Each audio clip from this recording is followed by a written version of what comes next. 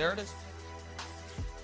Go Oblong. Antoine Walker joining us. Let's get the fast break moving along, talking Grizzlies Warriors. Memphis tied the series up at a game apiece for the win on Tuesday. Tonight, they'll be without Dillon Brooks, who was suspended for a game for the flagrant 2 against Gary Payton II. We weren't sure what the league was going to do with Brooks.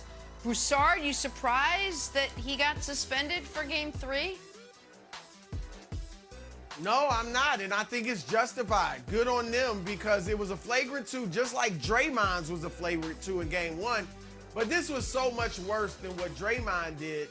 And if you look at this play, and I don't think Dillon Brooks is a dirty player, and I don't think he meant to hurt Gary Payton Jr. But if you look at the play, people say, oh, he was trying to block it. No, he wasn't. He was not looking at the ball. We could see from certain angles that he was looking at Payton's head. He was not looking at the ball, nor did he jump. He barely jumps. He gets off the ground a little bit, but he wasn't jumping to block the shot. And then he wound up. He came back, he wound up to really get a good shot. Twan, I think he was not trying to hurt him, but trying to send a message to the Warriors that, hey, this is going to be a tough game, trying to put a no layup rule into effect, and maybe a little bit of retaliation for Draymond on Brandon Clark from Game 1. So it obviously went much worse than he thought it might with the injury. But yeah, I think a suspension is fine, Twan. I'm with it. I disagree with you on this one, Chris. I don't think a suspension should have been given to Dillon Brooks. I look at this play over and over, just like everybody else. And this guy was hustling back, and it was one of those situations where his momentum took him into Gary Payton. And you can see right after he fouled him hard, hit him in the head, he went right there to try to pick him up. I think that speaks volumes. I think if you're trying to foul someone hard and set the tone in a playoff series, I think you don't go pick him up. I think you commit the foul and you walk away from it. But I don't think he was trying to hurt him. It was too early in the game to put it on that.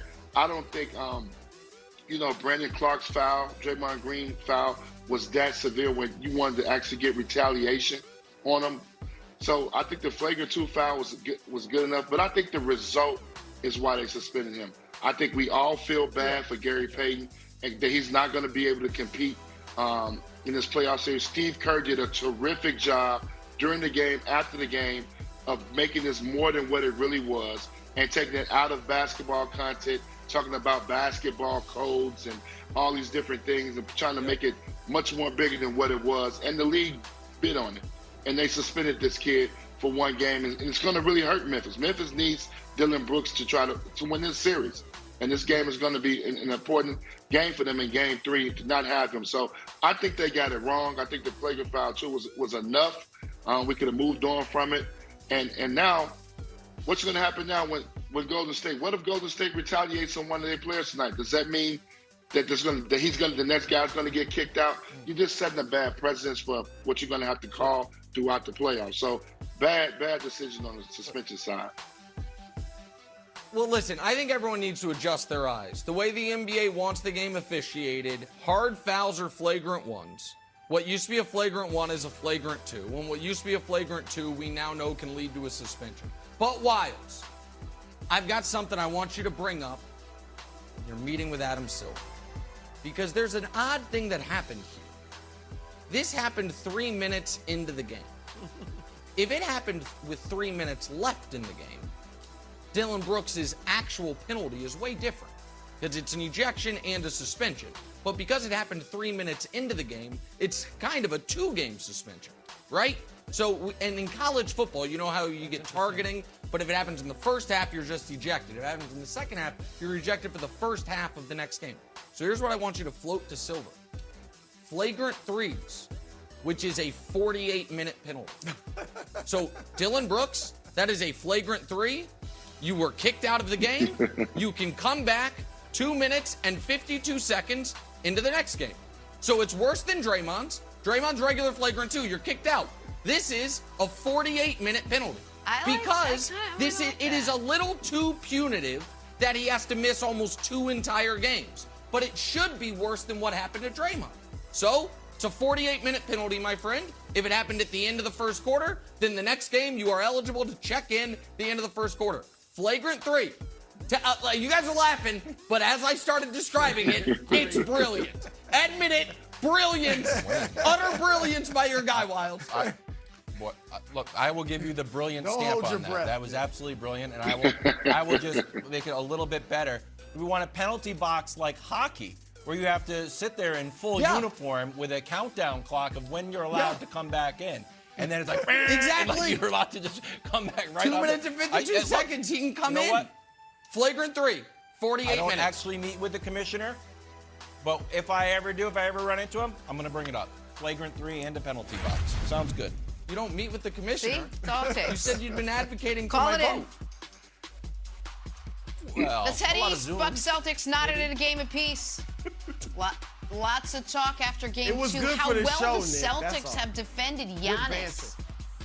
Holding Giannis to 38.5% from the field through 2 games. That's good defense. You know what makes for even better defense, guys? How about having a defensive player of the year in the lineup? Marcus Smart reportedly back for game 3 tomorrow. They can use him. All right, Twan, who wins game 3? Bucks or Celtics? I think the Bucks win Game 3. I think they bounce back. I think they understand now what the Celtics are trying to do, offensively and defensively. The Celtics are going to shoot 45 to 53s, and they're going to see if they can make 23s a game. I think they, with the size of Giannis and Brook Lopez, they really established themselves as they're going to dominate the inside of the paint and not give the Celtics layups, take away their transition buckets. I just don't feel like the Celtics can muster up enough points in other areas to be able to win this series, let alone Game 3. I think they don't get out on the break. They don't get anything going to the basket. They're not a post-up team, so they're relying so heavily on the three-point shot. It's going to be very difficult to beat the Bucks, which is a more balanced team when it comes to shooting threes, getting to the basket, and then having Giannis, who I think figured it out the second half of Game 2 on how the Celtics are going to guard him and how he needs to go to the basket to finish. So I like the Bucks to take care of the Celtics in Game 3. Well, Twan, let me start with this. I do think whichever team loses to the next game, I think it's tomorrow, right? Whichever team loses Game 3, I believe wins Game 4. So I think we're leaving Milwaukee 2-2. I picked the 7-game series, and I picked the Celtics because somebody on this show has to ride for the Celtics since Twan just isn't riding for his former team that he starred for. So I'm riding for him. And look, I'm going to be honest. Y'all know Nick jokes about it. Dripping with objectivity. I really am objective.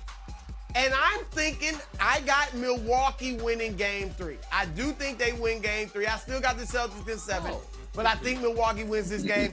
I think going back to home, Giannis, we know they've held him under 40% shooting the first two games. I think he does have somewhat of a breakout game at home. Is much more efficient. And I think on the other side, the Celtics, who made 20 of 43 threes, 46% in Game 2, I don't think they're as hot on the road in and Game the Bucks 3 aren't gonna only make as 3. they were at home. So I think Bucks win tonight, and then Celtics even it up in Game 4. Antoine, don't let Brew bully you for being a Celtic and not picking the Celtics. Just tell him, as he always likes to say, facts over feelings, head over heart. You're giving your analysis of the game. Here's the deal. America, I've given out 4 NBA playoff picks, gambling picks to the public this year. They're 4-0. I already gave you one today. Dallas, -1 tonight. I'm giving you a second. Milwaukee, -3. In some shops, you can get it -2.5 on Saturday. Milwaukee rolls. This is at least a 9-point victory for the Milwaukee Bucks. Go a little 2-0. So Milwaukee wins. Giannis is great. They hit their shots. The role players are good. They're up 2-1. The question is it going to be 3-1? But we can discuss that on Monday. Milwaukee absolutely rolls on Saturday. Game 3 plus bonus Knicks pick. Do it. Get it. Moving on, talk some Luka. Mavs have any shot to make this a series as it shifts back to Dallas? Who says no? Nick says yes.